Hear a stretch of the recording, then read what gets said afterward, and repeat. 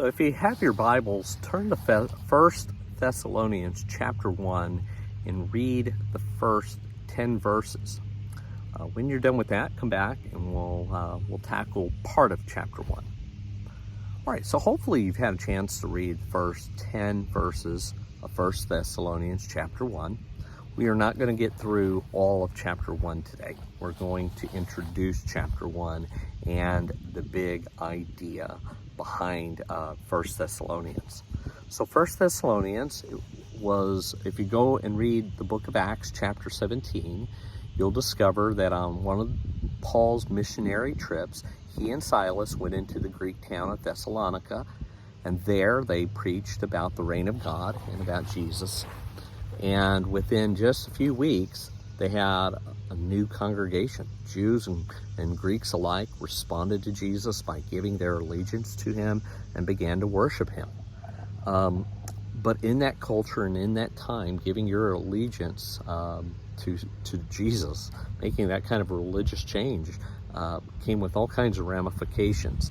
And many of these new Christians began to experience persecution because they were calling Jesus Lord and calling him the King of the world and talking about his reign and his kingdom. That was a big no-no in the Roman culture. Caesar was Lord and his reign was preeminent. And so these new Christians began to be accused of being disloyal. They began to be persecuted. And some of them are facing violence. Some of them are facing legal problems. Some of them are facing financial problems. Some of them are being disowned by friends and family. And the persecution gets so bad, and it begins to really become focused on Paul and Silas. And things get so bad that Paul and Silas leave because their presence is actually making things worse for these new Christians. And so Paul and Silas leave, but they leave being very concerned about the future of this new young church. And so eventually they send Timothy, their young protege, back to Thessalonica to see if this young church has survived. And not only has it survived, it is thriving. It is growing. And Paul is going to talk about these three theological virtues: faith, hope, and love, because faith, hope, and love are causing these Christians to grow inwardly and in number. And Paul just celebrates as he writes this letter. He says, man, I remember that many of you were idolaters. Many of you were, worshiped pagan gods. Many of you had lifestyles that were not honoring to the one true God. And Jesus has transformed your life in such a way that it's not only making a difference in your own life, in your own homes, but it's making a difference throughout your community. These new Christians turned away from pagan gods. They're worshiping the one true God through Jesus.